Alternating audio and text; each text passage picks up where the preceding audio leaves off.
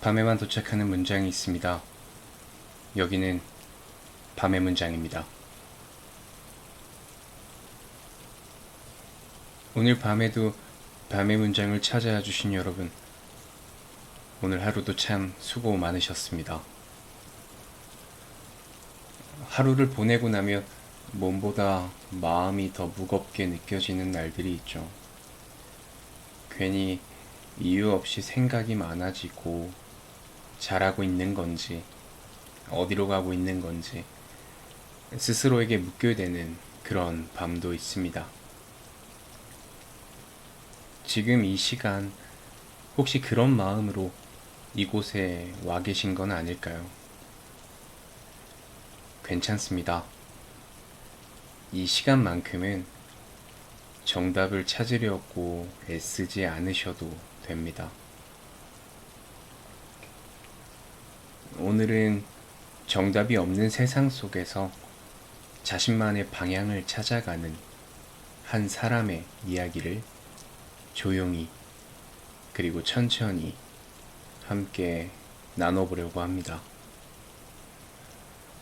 누군가의 이야기지만 어쩌면 지금의 나와 당신과 닮아 있을지도 모르는 이야기입니다.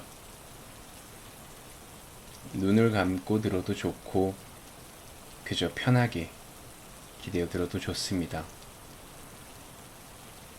오늘 밤 당신의 마음이 조금은 가벼워질 수 있도록 필름 출판사에서 출간한 김상현 작가님의 헤맨 만큼 내 땅이다 읽어볼게요.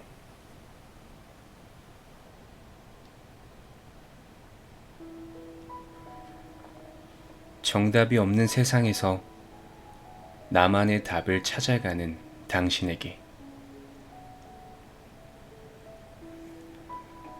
어디로 가야 할지 몰라 불안하고 무엇을 해야 할지 몰라 막막한 시대입니다.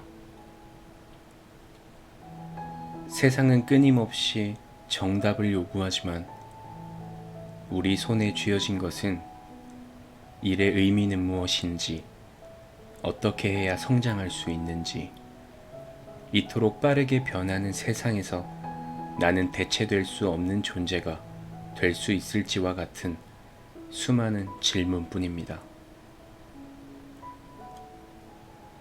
제게도 어느 날 문득 모든 것이 버겁게 느껴지는 순간이 있었습니다. 나는 지금 어디로 가고 있는 걸까? 무엇을 위해 이토록 애쓰는 걸까? 꼬리에 꼬리를 무는 질문들 앞에서 한없이 작아지던 밤이었습니다. 세상은 정답을 향해 달려가라고 하는데 제 손에 쥐어진 것은 안개 같은 막막함 뿐이었죠. 이 책에는 그 막막함 속에서 길을 잃고 넘어지고 기꺼이 헤매었던 저의 이야기가 담겨 있습니다. 아무것도 없던 텅 빈 공간을 채워나가기 시작한 순간 저는 무언가를 만드는 것에 벅찬 기쁨을 맛보았고 출판사들로부터 70번도 넘게 원고를 거절당했음에도 좋아하는 마음 하나로 다시 키보드 위에 손을 올렸습니다. 솔직히 고백하자면 그 과정은 확신보다 흔들림의 연속이었습니다. 화려한 배경 하나 없이 세상에 부딪혀야 했던 시간들이었습니다. 하지만 그 과정에서 정답을 찾는 일보다 중요한 건 나만의 질문을 멈추지 않는 것임을 깨달았습니다. 그 치열했던 고민의 시간이야말로 누구도 흉내낼 수 없는 나만의 결을 빚어주었으니까요. 그래서 이제는 어디엔가 도착하려 애쓰지도 목적지를 향해 급히 서두르지도 않습니다. 헤매고 방황했던 그 모든 길이 결국은 나의 땅이 되었듯 지금 이 순간 자체가 내가 원하던 여정임을 압니다. 저는 이 책에 감히 정답을 담지 않았습니다. 대신 당신이 스스로의 답을 찾아갈 수 있도록 제가 먼저 겪었던 실수와 깨달음, 그리고 비틀거렸던 걸음들을 용기 내어 보여드리려 합니다. 일을 잘한다는 것에 대한 저만의 정의부터 하고 싶은 일을 나의 업으로 만들어온 4가지 키워드와 이상과 현실의 아찔한 외줄 위에서 균형을 잡는 법, 그리고 모든 것이 대체될지 모른다는 불안 속에서도 우리가 지켜야 할 단 하나의 가치까지 말입니다. 혹시 지금 끝이 보이지 않는 고민의 터널을 홀로 걷고 있나요? 괜찮습니다. 당신은 실패하고 있는 것이 아니라 세상에서 가장 단단하고 아름다운 당신만의 서사를 벼려내는 중입니다.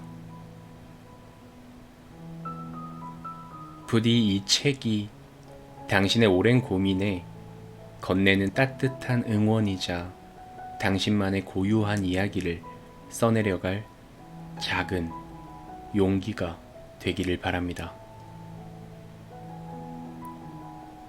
결국 우리는 매일의 삶으로 증명하고 있으니까요. 평범하고도 위대한 반복이 우리의 업을 만든다는 사실을요.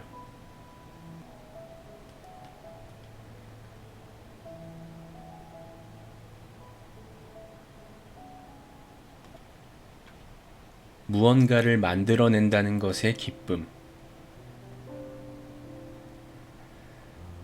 저는 지금 원고를 쓰기 위해 카페 공명 연남점에 와 있습니다. 7년 전 만들어진 이 공간은 저에게 너무도 익숙하면서도 이제는 조금씩 흠이 보이기도 하는 곳입니다. 바닥, 천장, 책장, 디저트 매대, 바, 스피커, 그리고 가구까지 모든 것을 직접 선택하고 배치하고 결정한 공간인 만큼 애정이 깊지만 이제는 세월의 흔적들이 선명하게 보이는 공간이기도 합니다. 그런 공간에 아주 오랜 시간 앉아 원고를 매만집니다. 앉은 후 처음 몇 시간 동안은 시간이 어떻게 가는지, 어떤 사람이 오고 가는지 모를 정도로 몰입했습니다. 퇴근하겠다는 스태프의 말에 정신을 차리고 보니 어느덧 저녁 시간입니다. 문득 고개를 들어 공간을 채우고 있는 사람들을 가만히 살핍니다. 저처럼 작업을 하러 온 사람, 밀린 수다를 나누러 온 사람, 여행을 온 사람, 소개팅을 하러 온 사람. 정말 다양하고 많은 이들이 이 공간을 저마다의 이야기로 채워주고 있습니다. 오늘 아침에 구운 빵과 방금 내린 커피 한 잔을 음미하며 자신의 시간을 보내는 이들을 보고 있자니 마음속에서 여러 감정이 교차합니다. 이 공간에서 저는 직업적으로 오늘 만든 빵의 퀄리티는 괜찮은지, 방금 내린 커피 추출은 괜찮았을지, 청소 상태는 꾸준하게 잘 유지되고 있는지 살피지만 지금 드는 이 감정의 소용돌이는 그것과는 다릅니다. 그 모든 것을 넘어 너무나도 신기하고 벅찬 감정이 밀려 들어옵니다. 아랫배 단전부터 목 끝까지 뜨겁게 차오르는 이 감정과 기분. 굳이 이름을 붙이자면 감사함과 벅차오름이 적절한 비율로 버무려진 기쁨이자 한 단어로 정리하면 뿌듯함 정도로 표현될 것 같습니다. 처음 이곳에 아무것도 없었던 텅 빈 공간이었을 때를 기억합니다.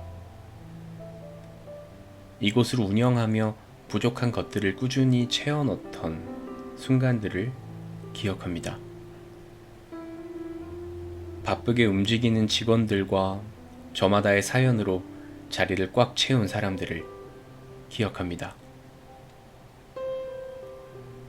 무언가를 만드는 것의 기쁨에 묻어내질 때쯤이면 저는 늘 제가 만들어낸 것들에 머물고 그것들을 어루만지며 과정을 떠올립니다.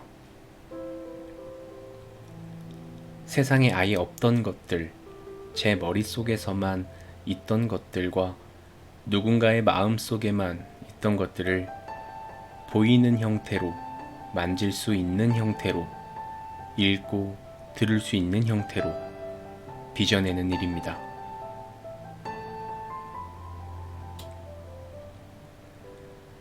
성공이라는 말에 따라오는 수치와 성과, 성장과 확장, 지속 가능성만을 바라보면 이러한 기쁨을 느끼기 어려워집니다. 숫자 뒤에 사람 있어요.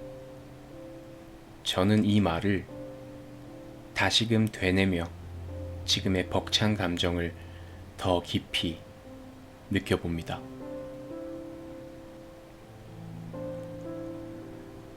벅차오름을 느끼는 것도 잠시 또다시 말을 걸어오는 수많은 사람들을 마주하게 됩니다. 처음엔 감사함으로 모든 것을 경청하는 마음으로 들었습니다. 하지만 한 명이 10명이 되고 10명이 100명이 되자 깨달았습니다. 저마다의 의견을 더하다 보면 결국 아무것도 아닌 것이 된다는 것을요. 고유의 색깔을 잃고 방향은 산으로 가게 되는 셈이죠. 그렇다면 어떻게 소중한 고유성을 지켜낼 수 있을까요? 쏟아지는 의견의 홍수 속에서 제 것을 지키려면 외부의 목소리가 아닌 내면의 기준점을 단단히 붙잡아야 합니다. 일본의 전설적인 스시 장인 오노지로는 평생을 완벽한 스시 한 점을 만드는데 바쳤습니다. 세상의 유행이나 고객의 다양한 요구에 흔들리지 않고 오직 자신의 철학을 따랐습니다. 그 결과 그의 작은 가게는 수많은 미식가들이 순례처럼 찾는 공간이 되었습니다. 화려함이 아닌 진정성의 힘입니다. 실제로 여러 소비자 심리학 연구는 소비자들이 진정성을 느끼는 브랜드에 훨씬 강한 신뢰와 유대감을 형성한다고 말합니다. 결국 고유함을 지킨다는 것은 모두를 만족시키려는 욕심을 버리고 나만이 할 수 있는 이야기에 집중하는 용기입니다.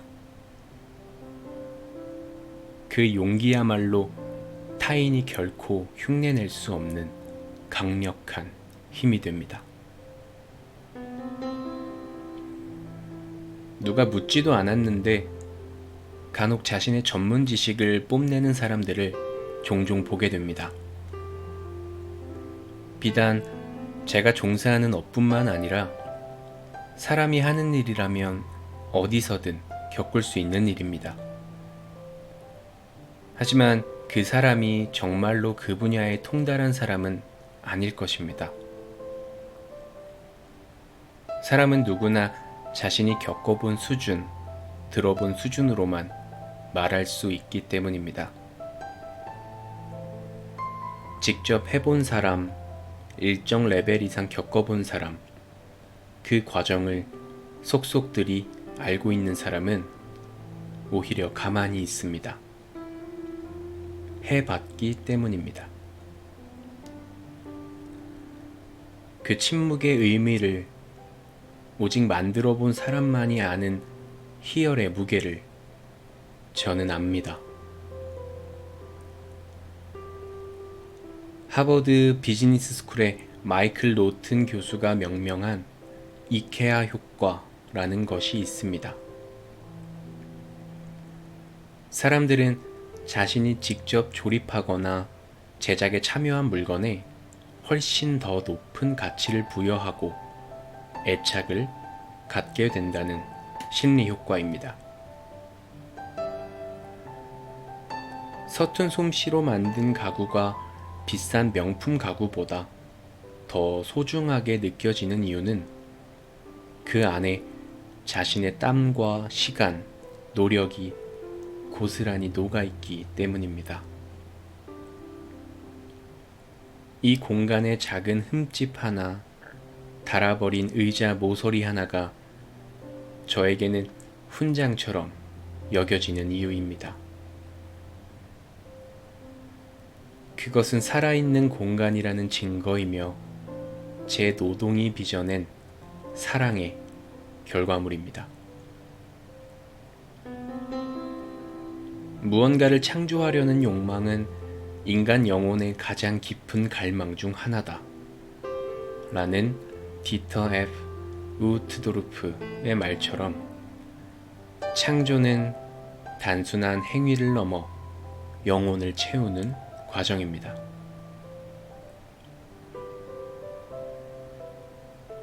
그렇다면 저는 왜 이 일을 하는 걸까요? 후회 없는 삶을 위해서입니다.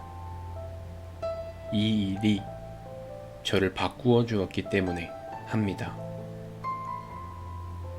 365일 24시간 내내 생각해도 하나도 지루하지 않습니다. 늘 더 잘하고 싶고 더 큰 자부심을 느끼고 싶습니다. 늘 부족함을 느끼고 새로운 것을 추구하지만 막상 새로운 것 앞에서는 두려움이 앞서게 됩니다. 그럼에도 불구하고 내딛는 한 걸음의 가치와 거기서 오는 모든 감정과 짜릿함, 뿌듯함을 누구보다 잘 알고 있습니다. 원동력 같은 건 없습니다. 이상과 현실의 낙차에서 오는 진흙밭을 구르고 결과가 좋지 않아도 그저 해맑게 웃으며 즐겁다고 말하는 것뿐입니다. 실제로도 그렇습니다. 아무것도 모르는 철부지였던 저를 읽고 듣고 먹고 마시는 것들이 한순간에 바꾸어 놓았습니다.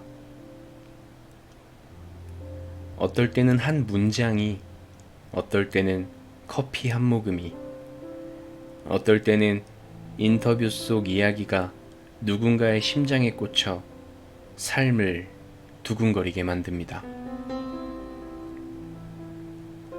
삶이란 어쩌면 아주 의미 없는 것들이 죽을 때까지 반복되는 것일지도 모르지만 그 안에서 의미를 찾은 이들은 매일을 충만하게 보낼 수 있게 됩니다.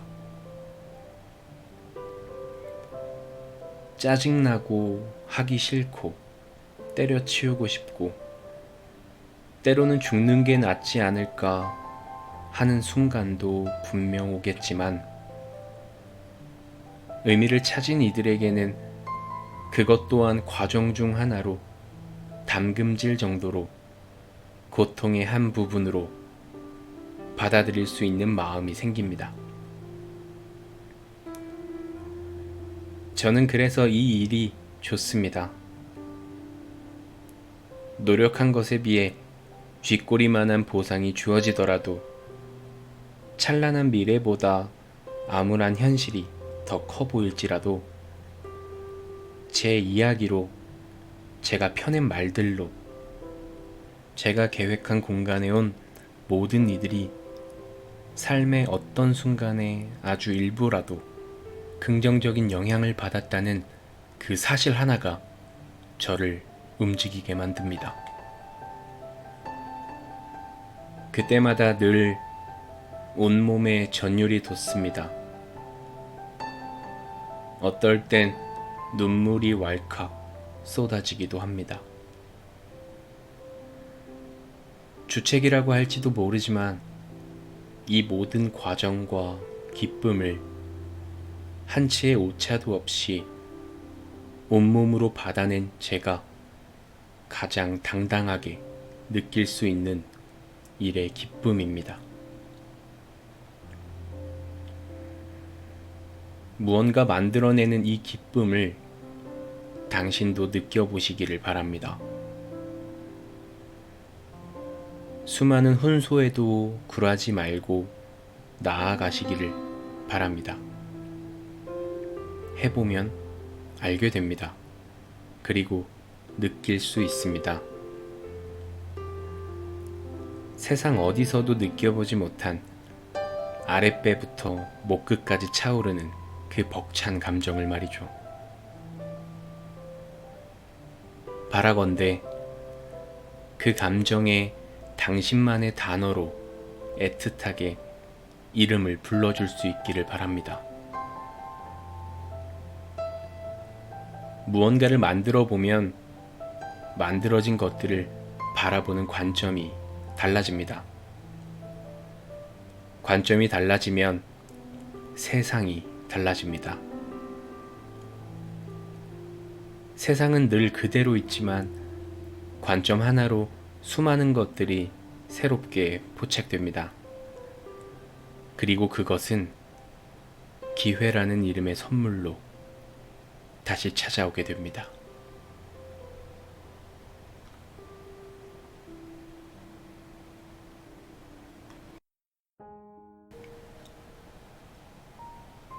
하고 싶은 일을 찾는 방법.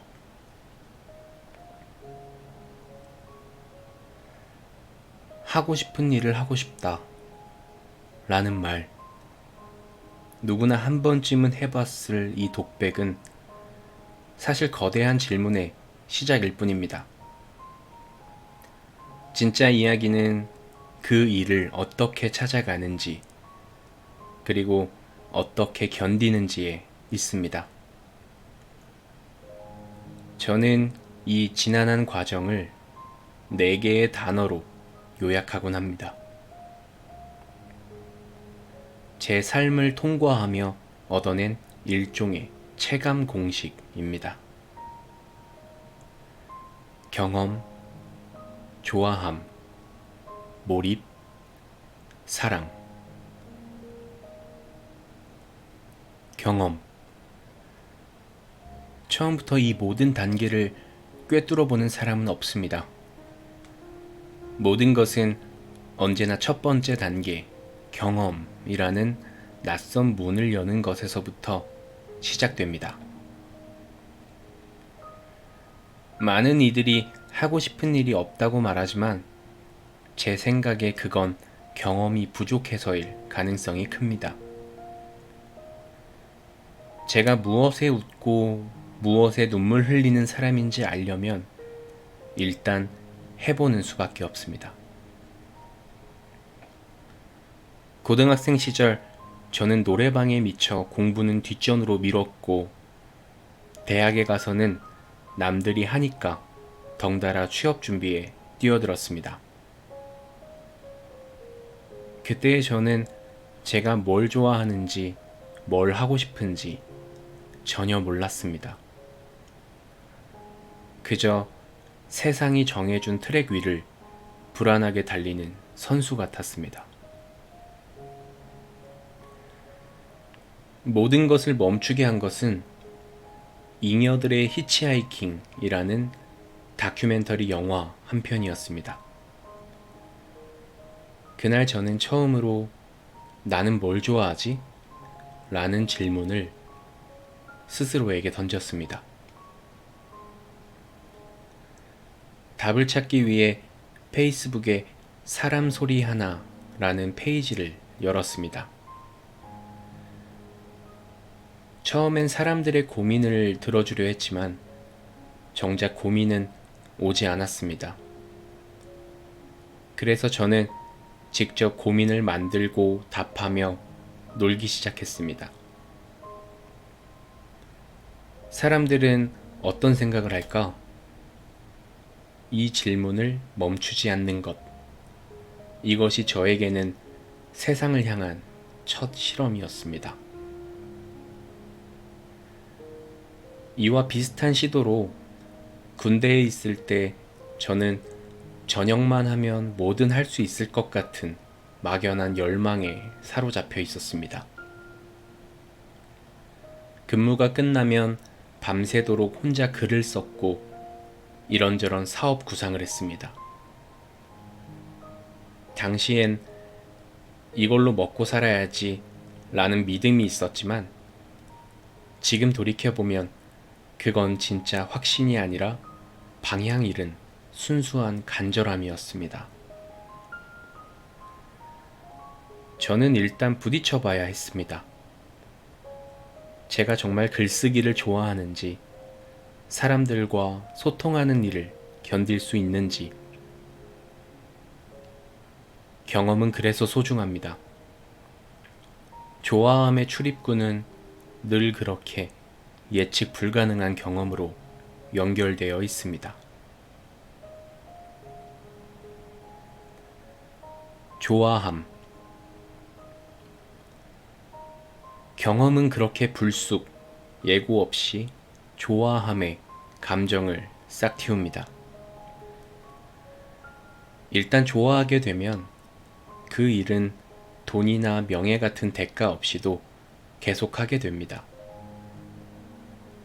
공모전에서 수십 번 떨어지고 70곳이 넘는 출판사에서 원고를 거절당했을 때도 저는 글을 썼습니다.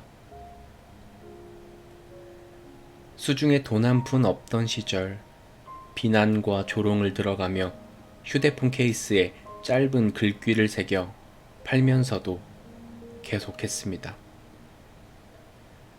글이 좋아서 써야 해서 어떻게든 글을 쓰고 싶었기 때문이었습니다. 그 일이 돈이 되지 않아도 괜찮았습니다. 누군가 제 글을 읽고 웃거나 울거나 고맙다고 말해주는 것만으로 충분했습니다. 좋아하는 일 자체를 즐기는 순수한 기쁨. 이것이야말로 다음 단계로 나아갈 수 있는 가장 강력한 연료입니다. 성과 없이도 기꺼이 반복할 수 있는 상태. 그것이 좋아함의 본질입니다. 몰입. 그렇게 좋아하는 일을 반복하다 보면 어느 순간 시간이 증발하는 기묘한 체험을 하게 됩니다. 바로 몰입의 경지입니다. 빚더미에 앉아서도 글을 썼고 카페를 열겠다며 도면을 수십 번 그렸다 지우기를 반복했으며 책 한 권을 기획하고 만들기 위해 팀원들과 매일 밤을 새웠습니다. 그때는 하루 3끼가 무엇인지, 점심시간 1시간이 얼마나 긴 시간인지 잊고 살았습니다. 심리학자 미하이 칙센트미하이는 이런 최적의 경험을 플로우라고 명명했습니다. 몰입의 시간이 겹겹이 쌓이자 신기하게도 제 일에는 저만의 결이 생기기 시작했습니다. 그러다 누군가 이건 딱 김상현 느낌이네 라고 말해주었는데, 이 말은 흩어져 있던 저의 작업과 말과 브랜드를 하나로 꿰어주는 힘이 되었습니다. 몰입은 제 안의 가능성을 끌어모아 세상에 없는 형태를 만들어가는 과정입니다. 그것은 평범함과 탁월함을 가르는 경계가 되고, 몰입이 중첩될수록 남들과 자신을 가르는 명확한 지점이 됩니다. 사랑, 경험, 좋아함, 몰입까지의 흐름은 꽤 낭만적입니다. 하지만 저는 마지막 단계인 사랑에 대해서만큼은 지극히 현실적인 이야기를 하고 싶습니다. 그 일을 진심으로 사랑하려면 그 일로 돈을 벌 수 있어야만 합니다. 즉, 돈이 되어야 한다는 이야기입니다. 속물처럼 들릴지 모르지만 이것은 제 삶이 가르쳐준 가장 중요한 진실입니다. 사랑은 마냥 좋은 감정이 아닙니다. 사랑은 기쁨만이 아니라 의무와 책임까지 끌어안는 감정이기 때문입니다. 그 일이 죽도록 하기 싫을 때도 해야 하고, 손해를 감수해야 할 때도 버텨야 하며, 증오가 치밀어도 끝까지 책임져야 한다는 뜻입니다. 이 숭고하고도 지긋지긋한 책임을 다하려면 결국 그 일이 저를 먹여 살려야 합니다. 제 삶 전체를 지탱할 수 있어야 합니다. 그렇지 않으면 아무리 뜨겁게 좋아했던 일도 차가운 현실 앞에서 서서히 빛을 잃고 맙니다. 여기서 중요한 분기점이 생깁니다. 만약 당신이 몰입할 만큼 좋아하는 일이 돈이 되지 않는다면 어떻게 해야 할까요? 억지로 사랑의 단계로 끌고 가려 애쓰다가는 그 소중한 감정마저 죄가 되어버릴 수 있습니다. 그럴 땐 과감히 아름다운 취미로 남겨두는 지혜가 필요합니다. 제 삶을 책임지는 업이 아니라 제 삶을 풍요롭게 하는 곁으로 두는 것입니다. 모든 좋은 것을 직업으로 삼을 필요는 없습니다. 삶을 윤택하게 하는 멋진 곁가지로 남겨둘 때 우리는 더 행복해질 수 있습니다. 경험으로 문을 열고, 좋아함으로 불을 붙이고, 몰입으로 결을 만들고, 사랑으로 생활을 책임지는 일. 이것이 제가 하고 싶은 일을 저의 업으로 만들어 온 여정입니다. 지금도 저는 늘 자문합니다. 이건 지금 어디쯤 와 있는 감정일까? 어떤 일은 사랑했다가 다시 좋아함으로 내려오기도 하고, 어떤 일은 여전히 경험의 단계에 머물러 있습니다. 그래도 괜찮습니다. 이 네 단계를 오가며 저는 제 일을, 그리고 제 삶을 점점 더 저의 것으로 만들고 있으니까요. 하고 싶은 일은 어느 날 갑자기 떨어지는 행운이 아닙니다.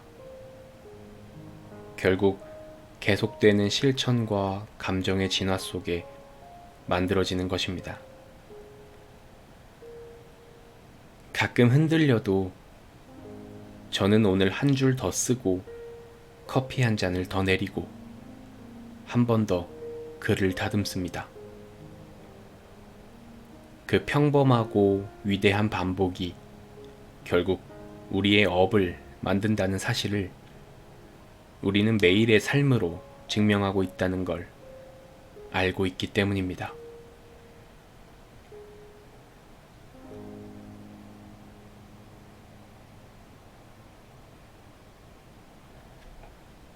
포기하지 말길. 몇 년 전 오늘도 전국으로 강연을 하러 돌아다니고 있었습니다. 마침 이 글을 쓰는 오늘도 서울 강연을 마치자마자 영천과 진주에 강연이 있어 출장 중인데 몇 년 전 오늘을 알려주는 게시물을 보며 공교롭다는 생각과 더불어 여러 가지 감정이 섞입니다. 처음 사람들 앞에 서서 강연을 했던 날이 떠오릅니다. 머릿속에 있는 모든 것들을 꺼내어 보여주고 싶다는 마음으로 한 글자 한 글자 진심을 담아 강연 대본을 작성하고 강연 전까지 수십 차례 대본을 외우고 연습했던 기억들. 첫 번째 강연은 그럭저럭 대본대로 잘 해냈다고 생각했습니다. 그리고 대구에서 맞이한 저의 두 번째 강연. 100명이 훌쩍 넘는 사람들의 시선이 마치 거대한 파도처럼 저를 덮치는 듯한 부담감 때문이었을까요? 저는 만약의 사태를 대비해, 아니, 사실은 새하얗게 비어버릴 머릿속이 두려워 비장한 마음으로 손바닥 위에 커닝 페이퍼를 새겼습니다. 다른 건 다 있더라도 이 메시지만큼은 반드시 전하리라 하는 다짐과 함께 말이죠. 그런데 하필 그날 저는 공들여 고른 새하얀 바지를 입고 있었습니다. 문제는 제 손바닥의 펜이 유성펜일 것이라는 굳건한 믿음과 달리 수성펜이었다는 점입니다. 그 후의 상황은 상상이 가는 것 그대로 처참하게 펼쳐졌습니다. 100명이 넘는 사람들의 눈동자가 저를 향하는 순간 머릿속은 약속이라도 한 듯 새하얗게 리셋되었습니다. 등줄기에서는 식은땀이 흘렀고 손바닥은 긴장을 주체하지 못하고 축축하게 젖기 시작했습니다. 아, 그때 알아차려야 했습니다. 손바닥에 새겨둔 필승의 메시지들이 검은 눈물처럼 번져나가고 있다는 것을 말이죠. 그 검고 축축한 재앙을 저는 무의식적으로 새하얀 허벅지에 쓱 닦아버렸습니다. 한 번, 그리고 또 한 번. 정신을 차렸을 때 저의 흰 바지는 끔찍한 검은 얼룩으로 범벅이 된 세상에 단 하나뿐인 추상화가 되어 있었습니다. 순백의 자부심은 검은 수치심으로 물들고 있었습니다. 시간이 멈춘 것 같았습니다. 무슨 말을 해야 할지, 이 얼룩진 바지를 어떻게 해야 할지, 머릿속은 그야말로 대혼돈이었습니다. 차라리 이 자리에서 징발해버리고 싶다는 생각이 들던 바로 그 순간, 관객석에서 박수 소리가 터져 나왔습니다. 저는 그 박수 소리가 괜찮다, 당황하지 마라 응원한다 라는 목소리로 들렸고 벼랑 끝에서 동아줄을 잡는 심정으로 마음을 가다듬고 간신히 강연을 마무리했습니다. 아직도 그때를 떠올리면 심장이 철렁 내려앉습니다. 강연 이후 당시 저를 보러 와주신 모든 독자님들에게 무한한 영광과 감사를 느끼며 강연 뒤풀이에서 응원해 주셔서 감사합니다 라는 말을 수십 번 되뇌었던 기억이 새록새록 떠오릅니다. 강연에서 쩔쩔매고 난 이후 저에게 눈에 띈 문장 하나가 있었습니다. 코카콜라도 첫 해엔 25병밖에 팔지 못했다. 포기하지 말길. 저는 그 문장을 보고 아, 그렇지. 모든 처음은 다 그런 거지. 지금은 비록 아쉬운 모습들을 보였지만 조금 더 노력해서 더 좋은 모습들을 보여줘야겠다 싶은 마음이 굳건하게 들었습니다.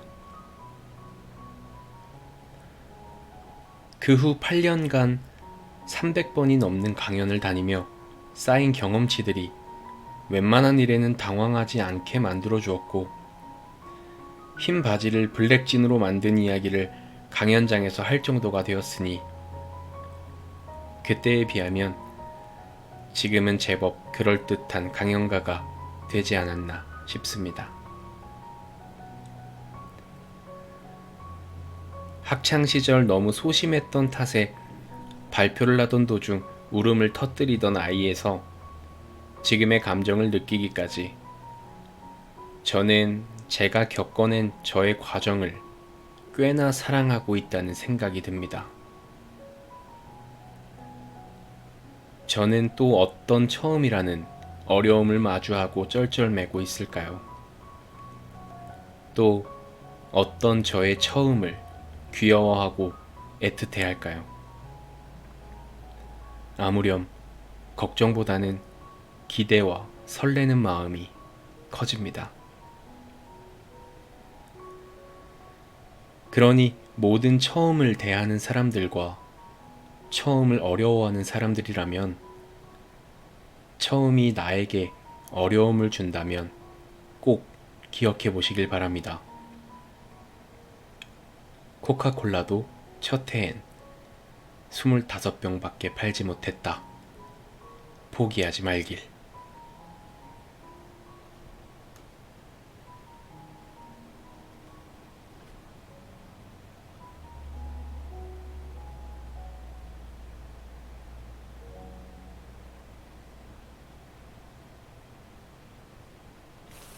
지금까지 필름 출판사 김상현 작가님의 헤맨 만큼 내 땅이다 의 일부를 읽어드렸습니다.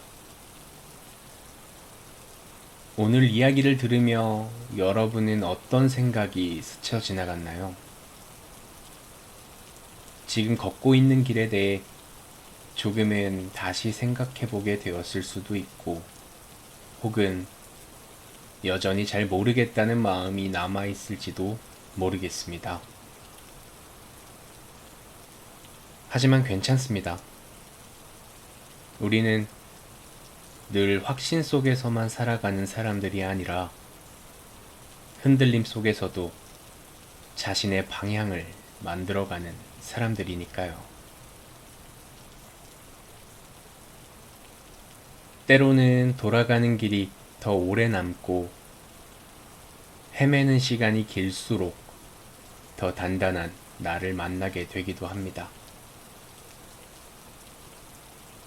지금의 고민과 방황도 언젠가는 그때가 있었기 때문에 지금의 내가 있다 라고 말할 수 있는 순간으로 이어질 겁니다. 그러니 오늘도 너무 애쓰지 않아도 괜찮습니다. 너무 서두르지 않아도 괜찮습니다. 그저 당신의 속도로, 당신의 방향으로 하루를 잘 살아내는 것만으로도 충분합니다. 오늘 이 밤이 당신에게 작은 위로로 남았기를 바랍니다. 지금까지 밤의 문장이었습니다.